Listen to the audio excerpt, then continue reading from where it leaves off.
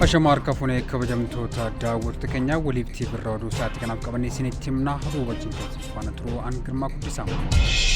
Nageenya lammiilee Saawudii Arabiyaa fi Afrikaa kibbaa jiraatanii eegsisuuf hordoffiin cimaan hojjetamaa jiraachuu himame. Nageenya lammiilee Itoophiyaa Saawudii Arabiyaa fi Afrikaa kibbaa jiraatanii eegsisuuf hordofaan jira jedhee ministeera dhimma alaa Itoophiyaa. Dubbi himaa ministeera dhimma alaa Ambaasaadder Nabiyaat Geetaachoo ibsa kennaniin mootummaan nageenya lammiilee biyyoota adda addaa keessa jiraatanii eegsisuuf karaa dippiloomaasii hojjetaa jiraachuu eeranii jiru. Keessattuu godaansa seeraan alaa gara Saawudii Arabiyaatti gaggeeffamu walqabate lammiileen hedduun gara biyyattii seenan hayyamaa jireenyaa fi seera qabeessummaa dhabuu isaaniitiin kanneen kumaataman lakkaa'aman manneen hidhaa keessatti akka argaman ibsanii jiru. Dabalataanis seera biyyattii cabsuun yakkaan kan himataman lammiileen adabbiin hanga du'aa irratti murtaa'e manneen hidhaa fi buufataalee boqonnaa adda addaa keessatti akka argaman akeekaniiru. Nageenya lammiilee kanneenii eegsisuuf waraqaaleen qoonsila Itoophiyaa Jiddaa fi Riyaad jiran gara manneen hidhaa lammiileen kun itti hidhamanii deemuun daawwannaas ta'ee ogeessota seeraa dhiyeessuudhaan lammiileen kun dhiifama akka argataniif carraaqqii hedduu gochaa jiraachuu himanii jiru.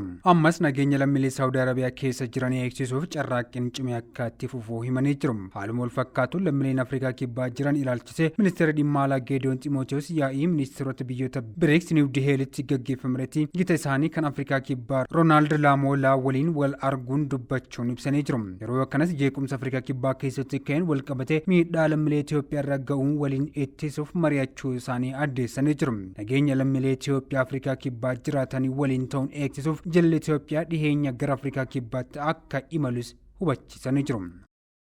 Itoophiyaatti dandeettii afaan Ingilizii gabbisuuf deeggarsi paawundii miliyoona 5 taasifame. Ministeerri barnootaa biiroo misooma qabeenya biyyoota waloo fi kaawunsilii Biriitish waliin waliigaltee maallaqa paawundii miliyoona 5 taasisee jira. Waliigalteen waloo sadeenii kun Itoophiyaatti dandeettii afaan Ingilizii gabbisuuf deeggarsa taasifame akka ta'e simamee jira.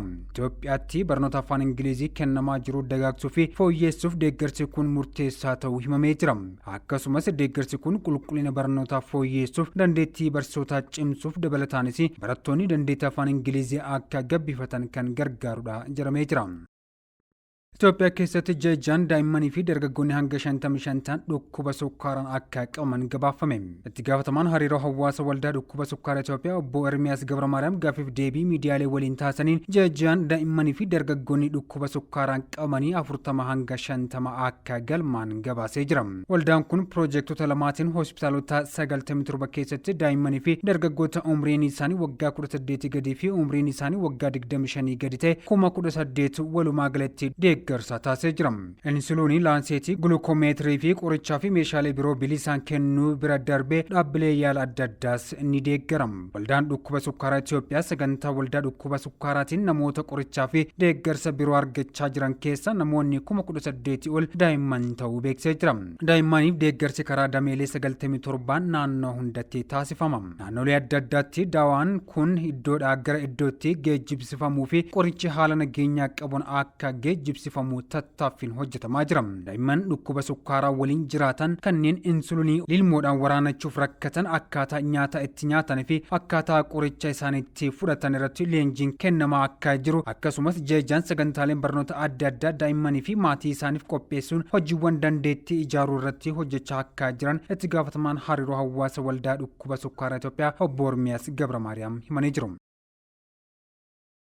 Himatamtoonni kaameraa birrii miliyoona 1 ol haatan hidhaa waggaa 7 fi 6tti murtaa'e. Himatamtoonni dhaabbata hojjetan irraa kaameraa birrii miliyoona 1 ol haatan hidhaa waggaa 7 fi 6tti murtaa'uun adabaman. Himatamtoonni maqaan isaanii Zarihuun Abbabaa fi Heenoo Kamaaraa kan jedhaman yakka kana eebila 27 bara 2018 magaalaa Finfinnee kutaa bulchiinsa Lidataa aanaa 9 dhaabbata gamoo Yuunivarsiitii Qiddis Sillaasee irraa kolleejjii fiilmii hojjetu keessaa raawwatanii jiru. Himatamtoonni kunneen kolleejicha keessatti eegdotaa fi hojjettoota qulqullinaa ta'uun qacaramanii hojjechaa turan. Furtuu biiroo fayyadamuun kaameraa viidiyoo 2, baatirii kaameraa 2, chaarjii kaameraa 1 fi maayikiroofoonii 2 walumaa galatti birrii miliyoona 1 ol haatanii jiru. Yakka isaanii kana dhoksuu fi akka hattuun alaa seenee fakkeessuuf foddaa cabsuun yakka dabalataa raawwatanii jiru. Himataan dhuunfaa Laazer Xilaahuun yakka kana waajjira poolisii kiiloo 4tti erga gabaasee booda poolisiin qorannoo fi hordoffii cimaa gaggeessuun himatamtoota to'annoo jala oolchuun qabeenya isaanii deebisee galmee yakkaa banee jira. Manni murtii sadarkaa jalqabaa federaalaa dhaddacha yakka shanaffaa ramaddii araadaa galmee qorannoo hordofaa kan ture yoo ta'u dhaddacha caamsaa 10 bara 2018 ooleen Zarihuun Abbabaa fi Heenok Amaaree tokkoon isaanii hidhaa waggaa 7 fi 6 murteessee jira. Dhaabbanni yookiin namoonni dhuunfaa kamiyyuu yeroo hojjettoota qacaran of eeggannoo gochuun odeeffannoo fi nageenya hojjettoota sirnaan mirkaneessuun barbaachisaa ta'uu poolisiin magaalaa Finfinnee beeksisee jira. Pirezidaantiin Keeniyaa Wiiliyaam Ruutoon sagantaa mana jireenyaa gatii madaalawaan dhiyeessan. Pirezidaantiin Keeniyaa Wiiliyaam Ruutoon sagantaa mana jireenyaa gatii madaalawaa hawwataa ta'een lammiileef dhiyeessan. Keeniyaan jalqabbii ijaarsa mana kanaaf baankii addunyaa irraa maallaqa shilingii tokkolleen akka hin arganne himamee jira. Waltajjii magaalaa addunyaa 17ffaa irratti haasawaa kan taasisan Wiiliyaam Ruutoon Keeniyaan sagantaa mana jireenyaa sadarkaa Afrikaatti guddaa ta'e ijaaruuf biyya keessaa doolaara biliyoona 5 walitti qabdee jirti jechuun kan hime. Akka pirezidaantichi jedhanitti yeroo ammaa manneen jireenyaa 273 ijaaramaa kan jiru yoo ta'u itti dabaluunis piroojeektiin kun amma dura guutuu biyyattiitti carraa hojii namoota 640 ol uumeera jechuun kan himan. Akkasumas mootummaan manneen jireenyaa gatii madaalawaa ta'een bakka buusuun lammiilee baasii xiqqaan bitanii akka fayyadaman ni taasisna jedhanii jiru. Itti dabaluunis hanqina mana jireenyaa xiyyeeffannaa keessa galchuun gara fuula duraatti kana caala kan hojjennudha jechuun Wiiliyaam kan himan. Kubaan Ameerikaaf yaaddoo nageenya biyyaalessaa taate jechuun ministeerri dhimma alaa Ameerikaa Maarko Ruubiyoo dubbatan. Carraan biyyoonni lamaan waliigaltee irra gahuu danda'an waan cimu akka hin taane dubbatanii jiru. Dubbiin isaanii kun Ameerikaan pirezidaantii duraanii Kubaa Paawul Kaastro haleellaa xiyyaara irratti raawwateef lammiilee Ameerikaa galaafateen himata bantee jirti. Wanti Ameerikaan barbaaddu furmaata dippiloomaasiitii kan jedhan Ruubiyoon ta'us pirezidaantiin Tiraamp mirgaa fi dirqama biyya isaanii yaaddoo kamirraayyuu qolachuu qabu jechuun dubbatanii jiru. Ministeerri dhimma alaa Kubaa Bruno Rodriguez Ruubiyoon kijiba dubbachuun isaanii himatanii jiru. Dubbii isaanii odolli Kubaa Ameerikaaf yaaddoo nageenya taatee hin beektu jechuun deebisanii jiru. Kamisa darbee miidiyaaleetti kan dubbatan Ruubiyoon ammallee dhimmi Kubaa karaa dippiloomaasiin furuu akka fedhan himanii jiru. Kubaan naannicha guutuu keessatti biyyoota shororkeessummaan deeggaran keessaa tokkodha jechuun himatanii jiru.